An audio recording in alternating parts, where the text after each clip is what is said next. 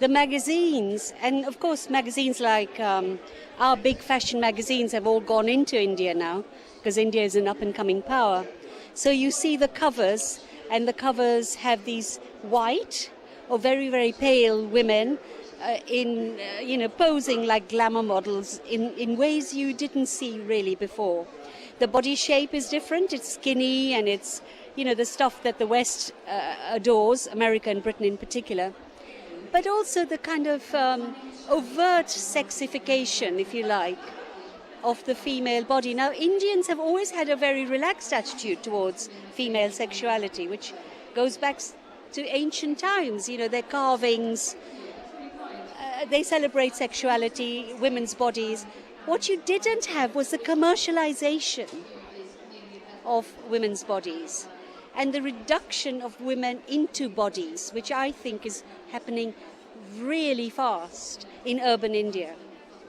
That's not progress. I think to treat women as equals, to see them as just as human as men, to have the same entitlements, is not helped by a woman in restructured boobs on every magazine cover. How does that help our cause at all?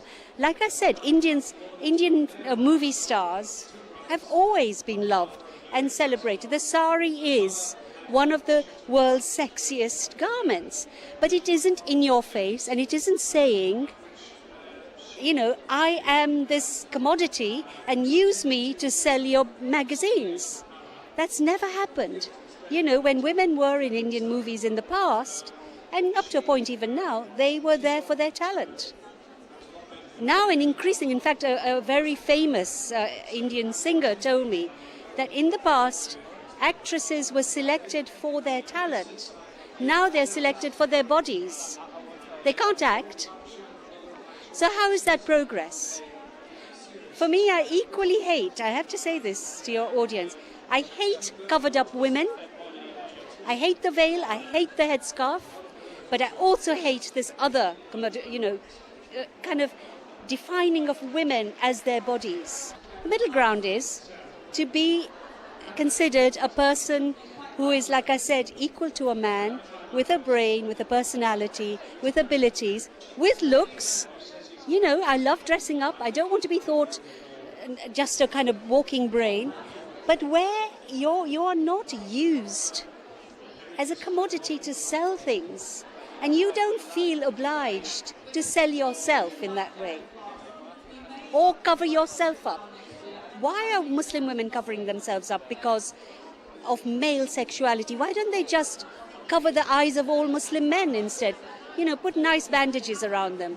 What a terrible thing has happened in the Islamic world, that women are taking this on as if that gives them any dignity. I'm sorry, it does not. Do you think the Arab Spring Revolution is going to change that? I don't think so. Because there's been a terrible... I'm so pleased about what's happened. And I know it's not over, and lots of awful things are happening. But the democracy is a wonderful thing.